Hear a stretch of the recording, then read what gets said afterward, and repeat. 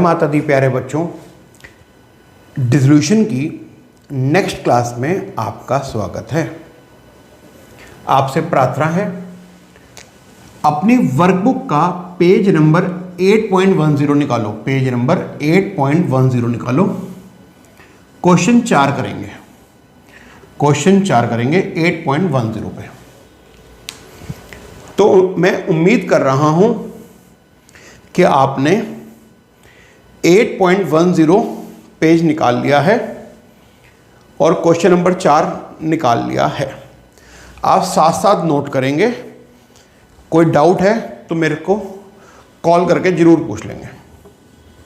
तो आओ शुरू करते हैं। ये हमारी वर्कबुक का पेज नंबर 8.10 है। क्वेश्चन नंबर 4 मैंने भी निकाल लिया है। सबसे पहले क्या करेंगे, कैश का बैलेंस दे रखा है 3200, तो कैश अकाउंट में लिख लेंगे टू बैलेंस ब्रॉट डाउन 3200। उसके बाद कैपिटल का बैलेंस दे रखा है 27500 का, by balance brought down 27500। B का कैपिटल दे रखा है 10000, by balance brought down B का कैपिटल 10000। सी का कैपिटल दे रखा है 7000, by balance brought down 7000 C का 7000। सारे एसेट्स को जीरो करो। Being assets transfer to realisation account at book value. सारे एसेट्स रियलाइजेशन में ट्रांसफर कर दो और उनकी बुक वैल्यू को शून्य कर दो, उनकी बुक वैल्यू को जीरो कर दो। कैसे? ऐसे लिखो।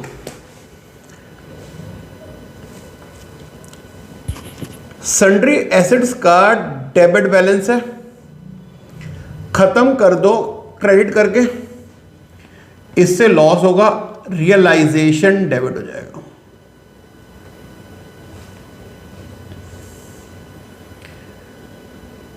डेटर्स का डेबिट बैलेंस है, खत्म कर दो क्रेडिट करके, इससे लॉस होगा, रियलाइजेशन डेबिट हो जाएगा।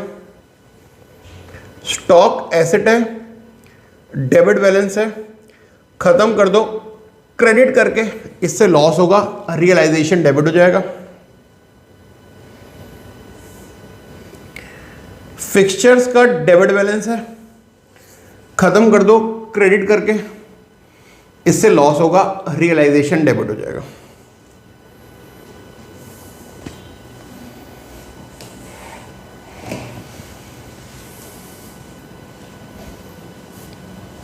नोट कर रहे हो आप? हाँ जी। तो सन्ड्री एसेट्स का डेबिट बैलेंस था, खत्म कर दिया क्रेडिट करके, इससे लॉस हो गया, रियलाइजेशन डेबिट। डेटर्स का डेबिट बैलेंस है, खत्म कर दिया क्रेडिट करके, लॉस हो गया, रियलाइजेशन डेबिट। सन्ड्री एसेट कितना है? 17000। डेटर्स कितना है? 24200। स्टॉक का डेबिट बैलेंस है, खत्म कर दो क्रेडिट करके, लॉस हो गया, realisation debit. Debtor fixtures asset है 1000, डेबिट बैलेंस है, खत्म कर दो क्रेडिट करके, लॉस हो गया, रियलाइजेशन डेबिट। स्टॉक कितना है? 7800। यहां तक नोट करो, फिर मैं आगे चलता हूं। इसका टोटल भी कर लो चलो। इसका टोटल आ रहा है 17000, 24200, 7800 एंड 1000। तो ये सारे एसेट जीरो कर दिए, 50000 का लॉस हो गया। एसेट्स का डेबिट बैलेंस था, खत्म कर दिया क्रेडिट करके, एसेट्स को खत्म करने से लॉस हो गया, रियलाइजेशन डेबिट। अब इन सारे एसेट्स की बुक वैल्यू क्या बताना जरा। ये सारे एसेट्स मिलकर शून्य बुक वैल्यू रखते हैं, जीरो। अब जितनी भी आउटसाइडर लायबिलिटीज हैं, जैसे इस क्वेश्चन में गिवन है क्रेडिटर्स, वो जीरो कर दो, और एक आउटसाइडर लायबिलिटी के रूप में कोई लोन दे रखा है, उसको भी जीरो कर दो। क्रेडिटर दे रखे हैं 6000, लिखो। क्रेडिटर्स का क्रेडिट बैलेंस है, खत्म कर दो डेबिट करके, लायबिलिटी को जीरो करोगे तो प्रॉफिट होगा, रियलाइजेशन अकाउंट क्रेडिट हो जाएगा। क्रेडिटर्स का क्रेडिट बैलेंस है, खत्म कर दो डेबिट करके, लायबिलिटी जीरो करने से प्रॉफिट होगा, रियलाइजेशन क्रेडिट हो जाएगा। क्रेडिटर्स का क्रेडिट बैलेंस है, खत्म कर दिया डेबिट करके, लायबिलिटी को जीरो करने से प्रॉफिट हो गया, रियलाइजेशन क्रेडिटेड। लोन दे रखा है 1500 का, लोन लायबिलिटी है, क्रेडिट बैलेंस है, खत्म कर दो डेबिट करके, लायबिलिटी को खत्म करने से प्रॉफिट होगा, रियलाइजेशन क्रेडिट हो जाएगा। लिखिए प्लीज, लोन का क्रेडिट बैलेंस है, खत्म कर दो डेबिट करके, लायबिलिटी को खत्म करने से प्रॉफिट होगा, रियलाइजेशन अकाउंट क्रेडिट हो जाएगा। लोन का क्रेडिट बैलेंस था, खत्म कर दिया डेबिट करके, लायबिलिटी को खत्म करने से प्रॉफिट हो गया, रियलाइजेशन क्रेडिट। इस तरह आउटसाइडर लायबिलिटी जीरो हो गई। नरेशन है, being outsider liabilities transfer to realisation account at book value. आपने एसेट्स को भी लायबिलिटीज को भी रियलाइजेशन में ट्रांसफर कर दिया और उनकी बुक वैल्यू को क्या कर दिया, जीरो। यहां तक स्टिल करके नोट कर लो, यहां तक रिवाइंड करके नोट कर लो।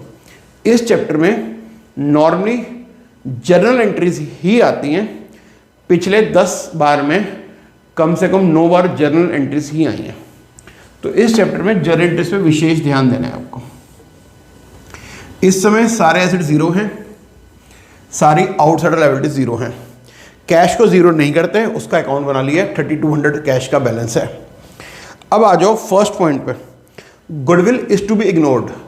गुडविल की बुक वैल्यू क्या है ही नहीं, जीरो है, और उसको इग्नोर करना है, यानी उसकी कोई एंट्री पास नहीं करनी। उसे कह रहा है बेचना भी नहीं है, उसकी कोई वैल्यू नहीं है, उसे इग्नोर कर दो, कर दिया इग्नोर, उसका कुछ नहीं करना है भी नहीं और करना भी नहीं है कुछ। अच्छा, एसेट साइड में एक चीज़ और देखिए, प्रोविजन फॉर डाउटफुल डेब्ट दे रखे हैं 1200, इसको भी जीरो करना पड़ेगा, क्योंकि हमने डेटर्स को ना फुल ग्रॉस वैल्यू पे जीरो किया ना, तो प्रोविजन फॉर डाउटफुल डेब्ट को अलग से जीरो करना पड़ेगा जो 1200 है। एंट्री लिखिए, profit transfer from provision for doubtful डेब्ट account to realisation account. Entry लिखिए, profit transfer from provision for doubtful डेब्ट account to realisation account. Entry लिखिए, profit transfer from provision for doubtful डेब्ट अकाउंट टू रियलाइजेशन। इसे 1200 कर लेना भाई, ठीक कर लेना। प्रोविजन फॉर डाउटफुल डेब्ट account debited to realisation, transfer of profit from provision for doubtful डेब्ट अकाउंट टू रियलाइजेशन अकाउंट। अब प्रोविजन जीरो हो चुका है। फर्स्ट एडजस्टमेंट है, गुडविल को इग्नोर करना है, कर दिया। सेकंड एडजस्टमेंट मैंने आपके लिए बोर्ड पे लिखी है, A is to take over all fixtures at 800। ये फिक्सचर है 1000 रुपए के, ए ले गया 800 रुपए में। डेटर्स अमाउंटेड टू 20,000, ये जो डेटर है ना 24,200 के, इसमें से कह रहा है कोई डेटर है 20,000 के, डेटर अमाउंटेड टू 20,000 एट 17,200। 24,200 के डेटरों में से कुछ डेटर जो 20,000 के थे, ए ले गया 17,200 में। तो अगर आप जीरो एसेट्स ए को बेच दोगे कुछ पैसे लेकर, तो आपको प्रॉफिट होगा, रियलाइजेशन क्रेडिटेड। अगर जीरो हो चुके एसेट्स ए को बेच दोगे कुछ पैसे लेकर, चाहे 1 रुपए में भी बेचो, जीरो एसेट 1 रुपए में भी बेचोगे ए को, तो फर्म को प्रॉफिट होगा, रियलाइजेशन क्रेडिट होगा। और फर्म अपने एसेट अगर ए को बेचेगी तो एसेट्स के पैसे ए से ले लेगी, ए के कैपिटल को घटाकर डेबिट करके। फर्म ने अपने जीरो हो चुके एसेट्स ए को बेच दिए, तो जीरो एसेट फर्म ए को बेचेगी तो प्रॉफिट होगा, रियलाइजेशन क्रेडिटेड।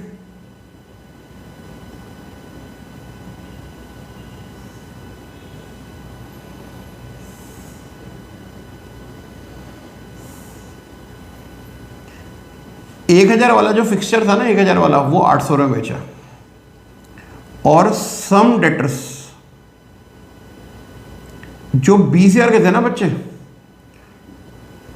वो 17,200 में बेचे। तो जीरो हो चुके एसेट्स फर्म ने ए को 18,000 में बेच दिए, तो फर्म के पॉइंट ऑफ व्यू से प्रॉफिट है, रियलाइजेशन क्रेडिटेड। और फर्म क्योंकि एसेट्स बेच रही है 18,000 में ए को, तो ए से 18,000 ले लो। कैसे? ए के कैपिटल को घटाकर डेबिट करके 18,000 टू रियलाइजेशन।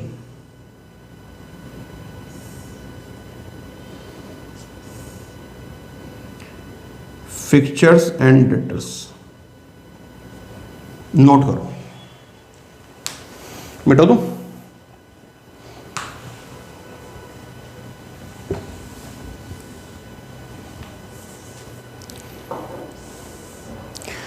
पॉइंट नंबर 5 पढ़ रहा हूं जी, पहले नहीं पढ़ सकते। क्यों? क्योंकि सेकंड पॉइंट खत्म नहीं हुआ ना। The creditor of ₹6000 are assumed by A at this figure. एक क्रेडिटर लेके जा रहा है, इसी वैल्यू 6000 पे। अगर एक क्रेडिटर लेके जा रहा है तो फर्म ए को कंपनसेट करेगी ए के कैपिटल को बढ़ाकर क्रेडिट करके। एक बचने का कंपनसेट क्यों करेगी फर्म? क्योंकि अगर एक हमारी लायबिलिटी लेके जाएगा तो हमारी लायबिलिटी को पे ऑफ करेगा।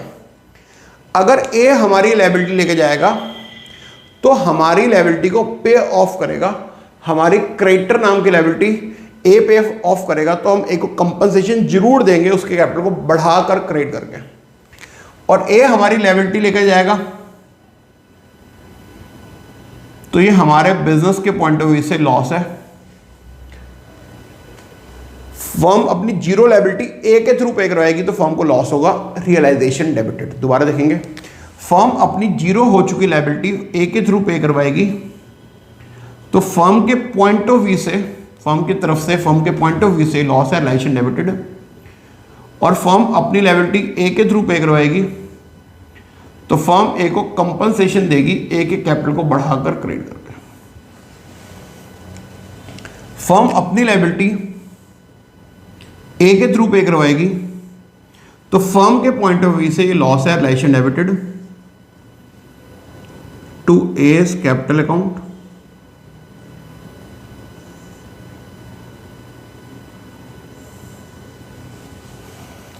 और फर्म अपनी लायबिलिटी ए के थ्रू पे करवाएगी तो फर्म ए को कंपनसेट करेगी ए के कैपिटल को बढ़ाकर क्रेडिट करके।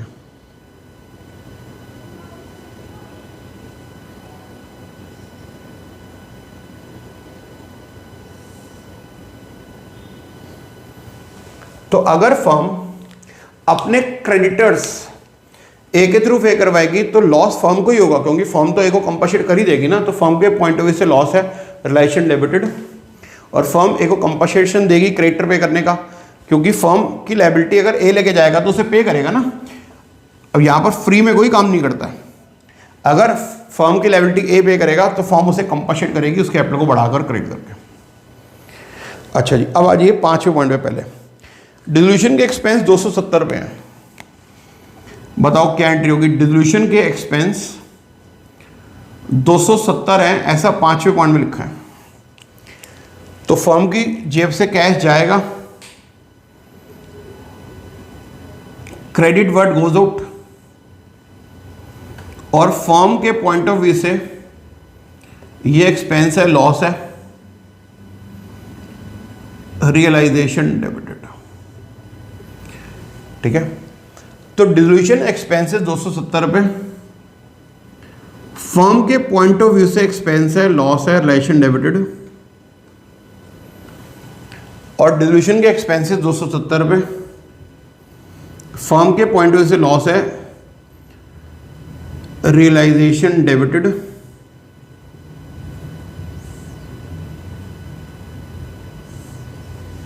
To cash. ठीक है, तो फर्म के पॉइंट ऑफ व्यू से डिसोल्यूशन एक्सपेंसेस लॉस है, रियलाइजेशन डेबिटेड, और कैश जा रहा है, credit what goes out, cash credited. अभी 5th पॉइंट चल रहा है, खत्म नहीं हुआ। 5th पॉइंट में लिखा है the remaining debtors were sold to डेब्ट collection agency at 50% of the book value. एक ना डेब्ट कलेक्शन एजेंसी होती है, उसमें कुछ बड़े बड़े वकील होते हैं, चार्टर्ड अकाउंटेंट्स होते हैं, कुछ इन्फ्लुएंस वाले ऐसे लोग भी होते हैं जिनका बहुत ज़्यादा इन्फ्लुएंस होता है। अगर किसी व्यक्ति के पैसे रिकवर नहीं हो पा रहे कस्टमर से तो वो डेब्ट कलेक्शन एजेंसी को अपने डेटर्स बेच देता है। डेब्ट कलेक्शन एजेंसी कहती है कि हम लीगल कार्रवाई करके, कानूनी कार्रवाई करके इनसे पैसे निकलवा लेंगे।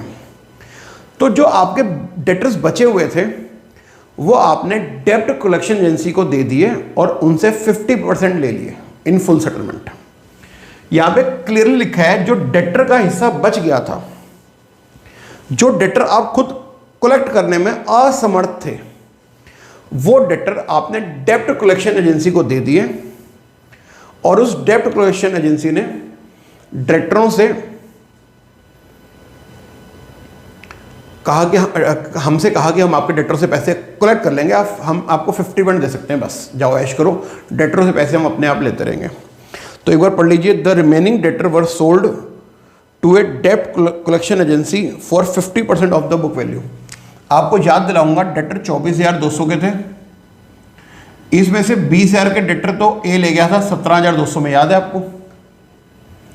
बचे हुए डेटर 4,200 के हैं, ये 50% दाम पर आपने डेब्ट कलेक्शन एजेंसी को बेच दिए, तो क्या एंट्री होगी?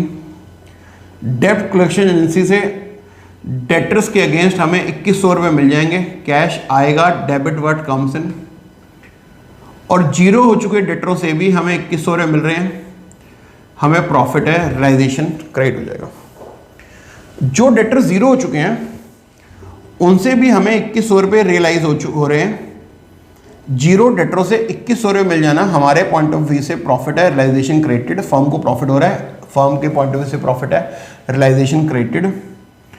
और डेब्ट कलेक्शन एजेंसी हमारे डेटर लेकर हमें 2100 दे रही है, कैश आ रहा है, डेबिट वर्ड कम्स इन, तो कैश आ गया, debit what comes in, cash account debited, cash debit हो गया, किसके अगेंस्ट? बैलेंस डेटर्स के अगेंस्ट। बैलेंस डेटर कितने के बचे हुए थे बताना जरा? 4,200 के, 50% रिकवर हो गया।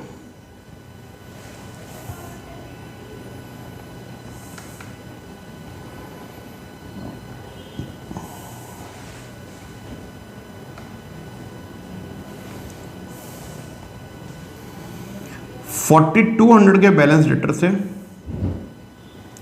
इनसे 50% रिकवर हो गया, कितना? 2,100। तो यहां आ जाएगा bye cash account 2,100, balance debtors 4,200 के थे, 50% रिकवर हो गया।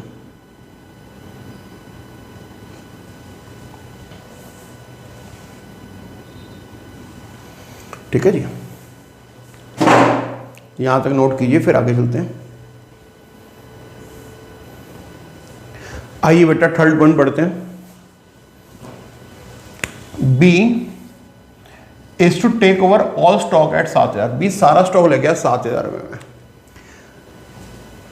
पार्ट ऑफ सन्ड्री एसेट्स 7200 में, कुछ सन्ड्री एसेट्स 7200 में ले गया, सारे सन्ड्री एसेट नहीं, कुछ सन्ड्री एसेट 7200 में ले गया। Being book value less 10%, book value से 10% कम करवा के वो 7200 में ले गया। ठीक है,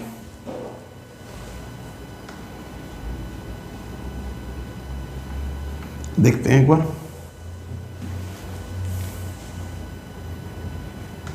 देखो, मान लो सम सन्ड्री एसेट्स 100% के थे, बी उन्हें 10% लेस करवाकर कितने में ले गया? B took some sundry assets at 90%। B कुछ सन्ड्री एसेट 90% में ले गया, कितने में? 7200 में। कितने में ले गया? 7200 में ले गया। 10% कम करवाकर, जो भी सन्ड्री एसेट्स की एक्चुअल वैल्यू थी, बी उनसे 10% कम करवाकर कुछ सन्ड्री एसेट्स 7200 में ले गया। मान लो कुछ सन्ड्री एसेट्स, मान लो सम सन्ड्री एसेट्स 100% के थे, बी उन्हें 10% कम करवाकर, उसकी बुक वैल्यू से 10% कम करवाकर 90% में ले गया। तो अगर 90% बुक वैल्यू 7200 है, तो 1% बुक वैल्यू क्या होगी? डिवाइड बाय 90, और उनकी जेन्युइन 100% कीमत कितनी होगी? इंटू 100। इसका मतलब वो सम सन्ड्री एसेट्स 8,000 के थे, बी 10% कम करवाकर 7200 में ले गया। इसका ये मतलब है कि बी 8,000 बुक वैल्यू के सन्ड्री एसेट्स 10% कम करवाकर 7200 में ले गया। दोबारा समझाऊंगा, एक बार ध्यान समझना। क्वेश्चन कहता है part of sundry assets, sorry, B is to take over all stock at 7000, B सारा स्टॉक ले गया 7000 में, and part of the sundry asset, part of the sundry asset लेके जा रहा है एट 7200 में लेके जा रहा है। Being book value less 10%, book value से 10% कम पर। मान लो सम सन्ड्री एसेट्स की बुक वैल्यू 10% थी, 100% थी। मान लो सम सन्ड्री एसेट्स जो बी लेके जा रहा है वो 100% उसकी बुक वैल्यू थी, बी बुक वैल्यू से 10% कम करवा के लेके जा रहा है, तो B took some sundry assets at 90% of book value, 90% of their book value. अब मान लो 90% बुक वैल्यू जो है उस वैल्यू पे वो लेके जा रहा है 7200 में, वो 90% में लेके जा रहा है, 90% में लेकर जा रहा है, यानी 7200 में लेके जा रहा है, बुक वैल्यू का 90% में बी लेके जा रहा है, यानी 7200 में लेके जा रहा है। तो अगर 90% बुक वैल्यू 7200 है तो 1% बुक वैल्यू होगी डिवाइड में 90, और पूरी बुक वैल्यू उनकी 100% बुक वैल्यू कितनी होगी 8000। सन्ड्री एसेट्स थे 17000 के, इसमें से वो 8000 वाले एसेट ले गया 10% कम करवाकर 7200 में, और अभी भी बैलेंस सन्ड्री एसेट्स बचे रहे हमारे पास कितने 9000 के। ये थोड़ी देर बाद कोई और ले जाएगा, तो आप देख लीजिए प्लीज। जो सन्ड्री एसेट्स थे 17000 के, उसमें से भी कुछ सन्ड्री एसेट्स लेके जा रहा है जिनकी बुक वैल्यू 100% मान लो बी जो सन्ड्री एसेट लेके जा रहा है उनकी बुक वैल्यू 100% थी, बी बार्गेनिंग करके 10% कम करवाकर उन्हें 90% लेके जा रहा है। तो जो सन्ड्री एसेट्स बी लेके जा रहा है वो इस समय लेके जा रहा है 7200 की वैल्यू पर, 7200 की वैल्यू पर, जो उनकी बुक वैल्यू का 90% है। तो जो एसेट जा रहे हैं अपनी बुक वैल्यू के 90% पे जा रहे हैं, और उनकी 90% वैल्यू, 90% बुक वैल्यू का 90% 7200 होता है। जो एसेट जा रहे हैं उनकी बुक वैल्यू का 90% 7200 है, तो 1% कितना होगा डिवाइड में 90 कर दो, और 100% कितना होगा इंटू 100 कर दो। तो अगर जो एसेट जा रहे हैं उनकी बुक वैल्यू का 90% 7200 है, मेरे साथ साथ बोलो, जो एसेट जा रहे हैं उनकी बुक वैल्यू का 90% 7200 है, तो 1% कितना होगा डिवाइड बाय 90, और 100% कितना होगा इंटू 100 कर दो।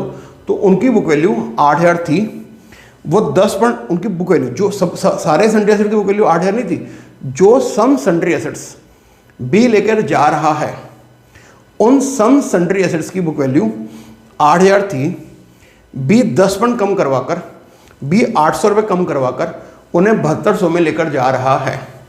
तो बी अगर कुछ सन्ड्री एसेट्स 7200 में ले जाएगा जो 8000 के थे, तो क्या एंट्री होगी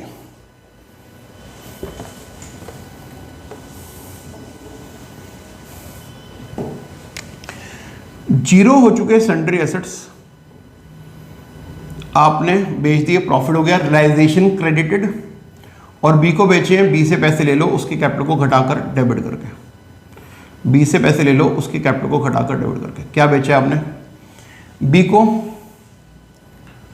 स्टॉक बेचा है आपने 7800 वाला, कितने में 7000 में, और 17000 के एसेट्स थे, उसमें से सिर्फ सम सन्ड्री एसेट्स दिए बी को, सारे नहीं दिए, सम सन्ड्री एसेट दिए 8000 वाले 10% कम करवा के 7200 में, तो बी आपसे एसेट ले गया 14200 में। जीरो एसेट आपने बी को 14200 में बेच दिया, आपको प्रॉफिट हो गया, रियलाइजेशन क्रेडिटेड, और बी से 14200 ले लो उनके कैपिटल को घटाकर डेबिट करके। तो जीरो एसेट आपने बी को बेच दिया, आपको प्रॉफिट हो गया, realisation credited 14200 by 20 capital account. क्या लेके जा रहा है बताना, वो सारा का सारा स्टॉक जो 7800 का था वो लेके जा रहा है 7000 में, और सम सन्ड्री एसेट्स जो 8000 के थे वो 10% कम करवाकर 7200 में लेके जा रहा है। तो जीरो एसेट आपने 7200 में बेच दिया, आपको प्रॉफिट हो गया, रियलाइजेशन क्रेडिटेड, और बी से 14200 ले लो उसके कैपिटल को घटाकर डेबिट करके।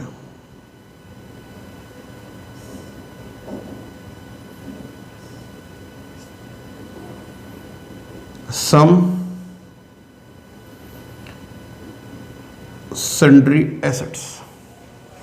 ठीक है, तो कुछ सन्ड्री एसेट्स आपने बी को बेचे 14,200 में, आपको प्रॉफिट हो गया, रियलाइजेशन क्रेडिटेड, और बी से 14,200 ले लो, उनके कैपिटल को घटाकर डेबिट करके। यहां तक स्टिल करके नोट करो, फिर आगे चलते हैं।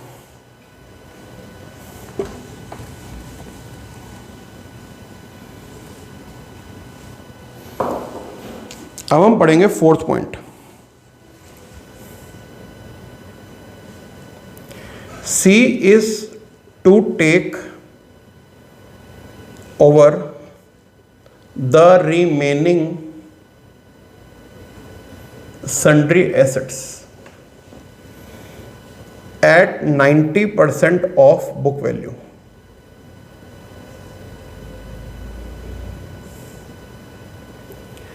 लेस 100 रुपये अलाउंस।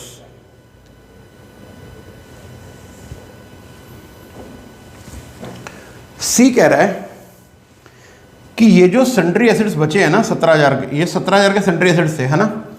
बी इसमें से 8,000 वाले 10% कम करवा के 7200 में ले गया था, आपको याद होगा।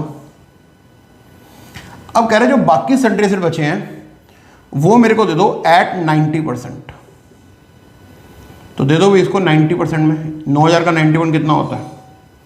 8100 में दे दो। फिर कहता है 100 रुपये ना मेरे को अलाउंस दे दो, यानी 100 रुपये मेरे को और छोड़ दो। बी कहता है 100 रुपये मेरे को अलाउंस दे दो, यानी 100 रुपये और छोड़ दो। यानी 9,000 के जो सन्ड्री एसेट बचे थे, पहले उसने कहा 9,000 का 90% में दे दो, यानी 9,000 के एसेट 8,100 में दे दो। फिर वो बोला 100 रुपये और अलाउंस दे दो, 100 रुपये और छोड़ दो, यानी 8,100 में से भी 100 रुपये कम करवाकर 8,000 में लेके जा रहा है। सीधा सीधा कहूं तो 9,000 का एसेट वो 8,000 में लेके जा रहा है। जीरो एसेट पार्टनर सी को दोगे 8,000 में, तो फर्म के पॉइंट ऑफ व्यू से ये प्रॉफिट है, रियलाइजेशन क्रेडिट हो जाएगा। और पार्टनर से पैसे ले लो, पार्टनर सी से पैसे ले लो, पार्टनर सी के कैपिटल को घटाकर डेबिट करके। जीरो सन्ड्री एसेट्स आपने पार्टनर सी को बेच दिए 8,000 में, तो आपके पॉइंट ऑफ व्यू से ये प्रॉफिट है, रियलाइजेशन क्रेडिट। आप मतलब फर्म ने जीरो हो चुके सन्ड्री एसेट्स सी को बेच दिए, फर्म के पॉइंट ऑफ व्यू से प्रॉफिट है, realisation credited, balance sundry assets. कितने के थे बताओ? 9,000 के। सी ले गया 90% में, 90% बोले तो 90% का मतलब होता है सी ले गया इसे 8100 में। 100 रुपये अलाउंस और लेस करवा लिया उसने, तो सी ले गया इसको कितने में? 8,000 में। तो जीरो एसेट आपने सी को 8,000 में बेच दिया, आपको प्रॉफिट है, रियलाइजेशन क्रेडिट हो गया। और सी से पैसे ले लो, सी के कैपिटल को घटाकर डेबिट करके to realisation account, balance sundry assets.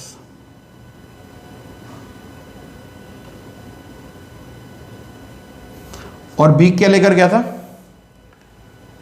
B लेकर गया था stock and some sundry assets. बोलो बी क्या लेकर गया था? Stock and some sundry asset. और सी के लेकर गया बैलेंस सन्ड्री एसेट्स। तो जीरो एसेट सी को आपने 8,000 बेचे, आपको प्रॉफिट हो गया, रियलाइजेशन क्रेडिटेड। और सी से पैसे ले लो, उसके कैपिटल को घटाकर डेबिट करके। फोर्थ पॉइंट दोबारा पढ़ के सुनाओ।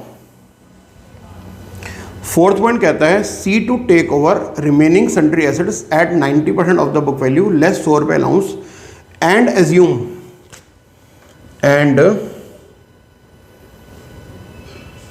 Assume responsibility for the discharge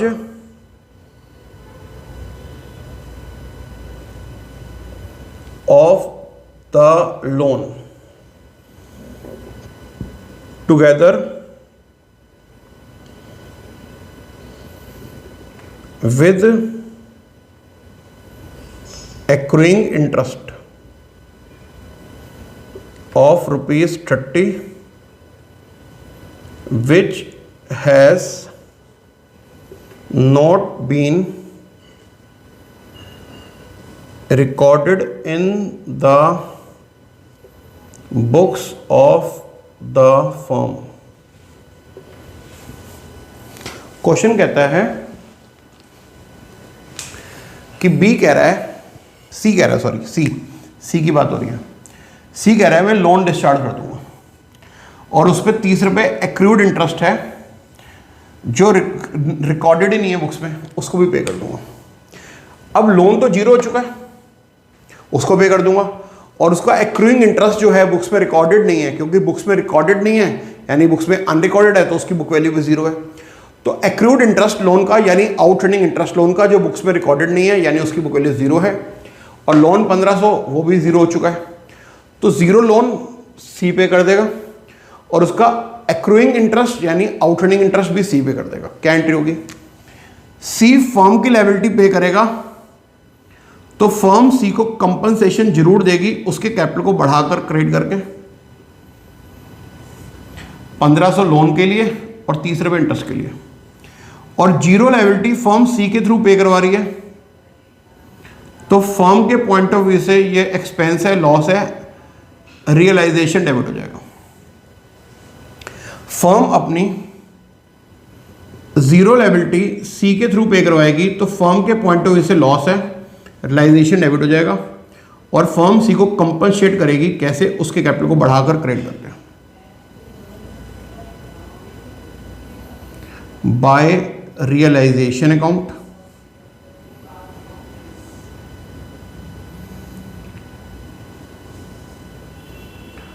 loan and unrecorded outstanding interest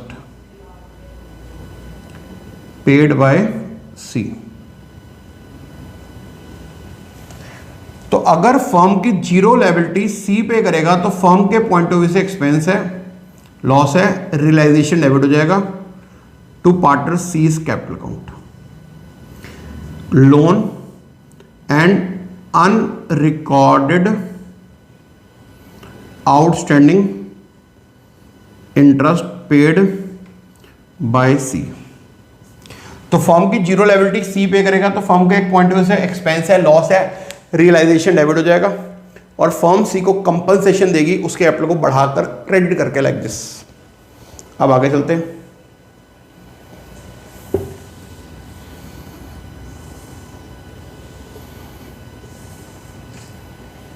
बेटा तो रिवाइंड करके रिवाइज कर लो पूरा, थर्ड पॉइंट और फोर्थ पॉइंट। अब प्रॉफिट या लॉस निकाल लेते हैं बिजनेस का और पार्टनर्स में बांट देते हैं। मेरे को ऐसा लग रहा है जैसे सारे पॉइंट हो ही गए हैं। डेबिट आ रहा है 17,000, 24,200, 7,800, 1,000, 6,000, 270, 1,530। डेबिट आ रहा है शायद 5,7,800 और क्रेडिट आ रहा है 6,000, 1,500, फिर से 1,500,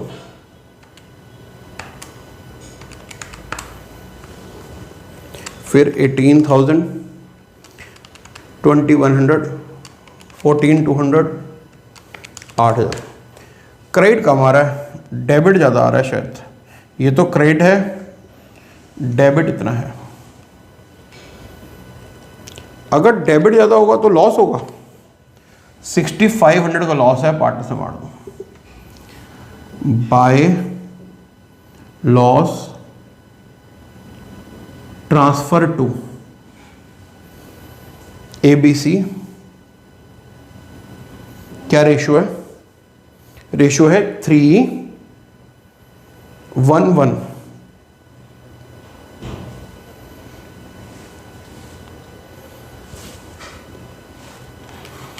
$6,000, 1,500, 1,500।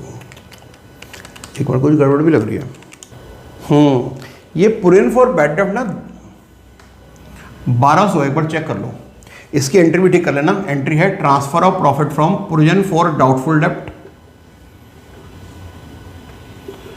टू रियलाइजेशन, ठीक कर लेना इसकी एंट्री में भी अमाउंट 1200 आएगा।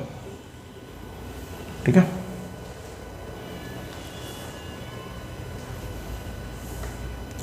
तो ये अमाउंट चेंज हो जाएगा ना भाई। अब कोई गड़बड़ नहीं है, आंसर आ रहा है। मैंने ना इसका टोटल किया, उसमें से ये घटा दिया है, तो डिफरेंस आ रहा है 6800। अब 6800 डेबिट ज़्यादा है ना प्यारे बच्चों, अगर डेबिट ज़्यादा है तो यहाँ जो बैलेंस बचेगा ना वो डेबिट बैलेंस है, लॉस है। रेशियो दे रखी है इनकी 3:1:1, तो डिवाइड बाय 5 कर दो।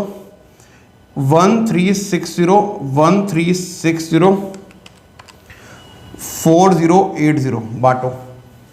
रियलाइजेशन डेबिट ज़्यादा है, ख़त्म कर दो क्रेडिट करके।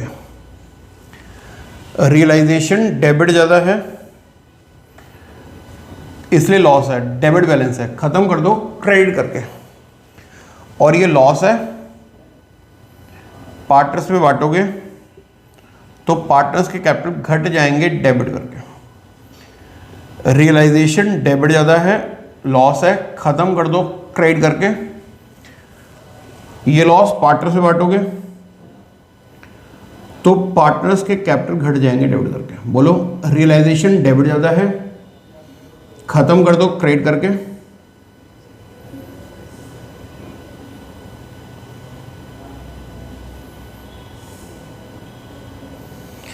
रियलाइजेशन डेबिट ज़्यादा है, ख़त्म कर दिया क्रेडिट करके, लॉस है, पार्टनर्स में बांटोगे, पार्टनर्स के कैपिटल घट जाएंगे डेबिट करके। हो गया।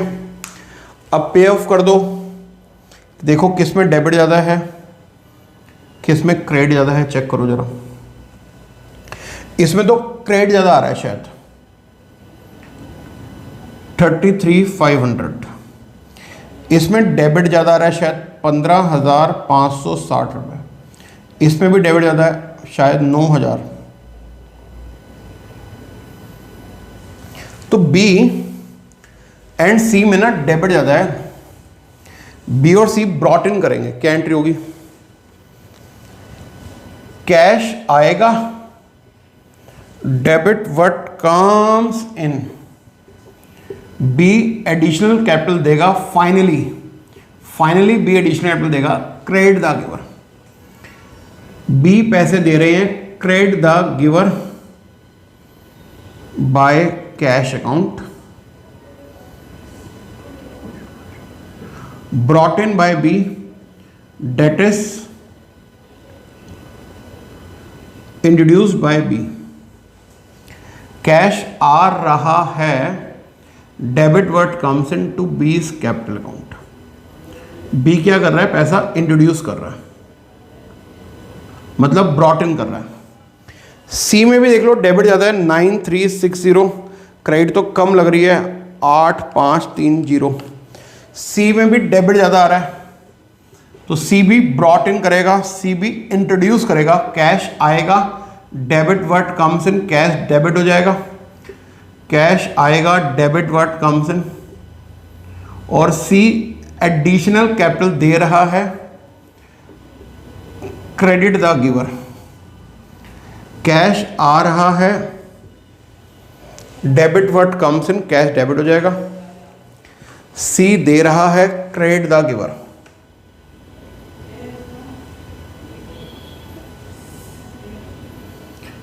To C's capital account.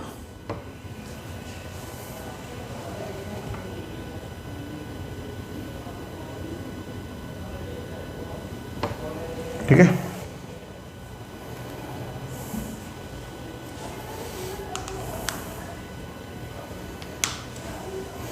Cash आ रहा है, debit what comes in, C दे रहा है, क्रेडिट द गिवर। अब ए का देखो यार, ए में तो क्रेडिट ज़्यादा आ रहा है, डेबिट घटा दो,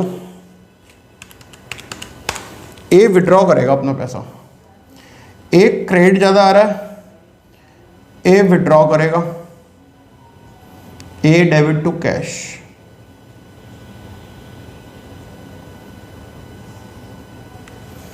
बताओ, ए पैसा ले रहा है, डेबिट द रिसीवर, कैश जा रहा है, क्रेडिट व्हाट गोज आउट। ए पैसा ले रहा है, डेबिट द रिसीवर, कैश जा रहा है, credit what goes out. A debit to cash.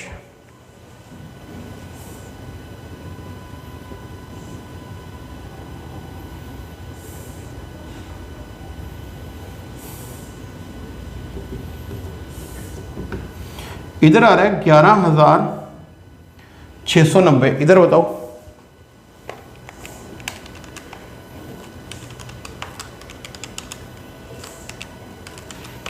इधर भी 11,690 आ रहा है। अब मैं आपको एक पॉइंट रिवाइज कराऊंगा, उसके बाद ये क्लास खत्म करूंगा, ठीक है। देखो जी, ऐश कर गया। बी लेके जा रहा है स्टॉक 7,000 में, और part of the sundry assets, B part of the sundry asset लेके जा रहा है 7200 में, बीइंग बुक वैल्यू लेस 10%। मान लो part of sundry assets taken by B having book value 100%। मान लो जो बी सन्ड्री एसेट लेके जा रहा है उसकी बुक वैल्यू 100% थी, बी ले गया लेस 10% पे, बी ले गया लेस 10% पे, तो B took part of sundry assets at 90%। अब जो एसेट बी लेके जा रहा है उसकी 90% वैल्यू कितनी दे रखी है? वो 7200 वाले एसेट ले गया या 7200 में ले गया? वो 7200 में ले गया, 10% कम करवाकर 7200 में ले गया, एट 7200 लेकर गया। अगर बी सम सन्ड्री एसेट 7200 में लेके जा रहा है, जो 90% वैल्यू है उन सन्ड्री एसेट्स की, उन सम सन्ड्री एसेट्स की 90% वैल्यू है 7200। अगर उन सम सन्ड्री एसेट्स की बुक वैल्यू का 90% 7200 होता है, अगर सम सन्ड्री एसेट्स की बुक वैल्यू का 90% 7200 होता है, तो 1% कितना होगा? डिवाइड बाय 90, और 100% कितना होगा? इंटू 100 कर दो। तो बी 8000 वाले एसेट लेकर गया है 10% कम करवाकर, वो 7200 में ऐसे लेकर गया, ठीक। तो अगर बी सम सन्ड्री एसेट 7200 में ले गया, तो देखो जीरो हो चुके एसेट बी 7200 में ले गया, फर्म के लिए प्रॉफिट है, रियलाइजेशन क्रेडिटेड, और बी से पैसे ले लो उसके कैपिटल को घटाकर डेबिट करके। तो सम सन्ड्री एसेट्स बी लेकर गया कितने में? 7200 में, है ना। इसके अलावा बी कुछ स्टॉक भी लेकर गया है 7800 वाला, कितने में? 7000 में, सारा स्टॉक लेकर गया। हाँ, बी सारा स्टॉक भी लेकर गया है 7800 वाला 7000 में। तो बी से कितने पैसे चार्ज करोगे? 7000 प्लस 7200, 14200। तो बी से 14200 ले लो, उसके कैपिटल को घटाकर डेबिट करके, इससे फर्म को प्रॉफिट होगा, रियलाइजेशन क्रेडिट होगा। तो बी से 14200 ले लो, उसके कैपिटल को घटाकर डेबिट करके, इससे फर्म को प्रॉफिट हो गया, रियलाइजेशन क्रेडिटेड। ठीक है, मिटा दूं, रिवाइड करके रिवाइज करो। अब आपने देखा कि सन्ड्री एसेट्स तो 17000 बुक वैल्यू के थे, इसमें से बी ले गया 8000 वाले सन्ड्री एसेट्स, तो बैलेंस सन्ड्री एसेट्स कितने बचे? बैलेंस सन्ड्री एसेट्स बचे 9000 के। बी 17000 में से 8000 वाले सन्ड्री एसेट्स 10% कम करवाकर, 800 रुपये कम करवाकर 7200 में लेकर गया। अब ये जो सन्ड्री एसेट बचे 9000 के, सी इन्हें 90% पे लेके जाने की कोशिश कर रहा है 8100 में, फिर कह रहा है 100 रुपये अलाउंस लेस कर दो, 100 रुपये डिस्काउंट लेस कर दो, अलाउंस यानी डिस्काउंट। तो कितने में लेके जा रहा है वो यहाँ पर? 8000 में। तो जीरो एसेट सी 8000 में ले गया, तो प्रॉफिट हो गया, रियलाइजेशन क्रेडिटेड, और सी से 8000 ले लो, सी के कैपिटल को घटाकर डेबिट करके। यहां तक नोट कर लो, कोई डाउट है तो मेरे से पूछ लो। हमारा एक ही टारगेट है, हमें पूरे नंबर लेने हैं। हमारा एक भी नंबर कटना नहीं चाहिए। आपसे प्रार्थना है ये काम करके मेरे को भेजो। संडे का टेस्ट आपको मिस नहीं करना, चाहे कुछ हो जाए, ठीक है। कोई भी आपका टेस्ट पेंडिंग है तो मेरे को फ़ोन करो, उसका टेस्ट जरूर दो। प्रेम से बोलेंगे जय माता दी।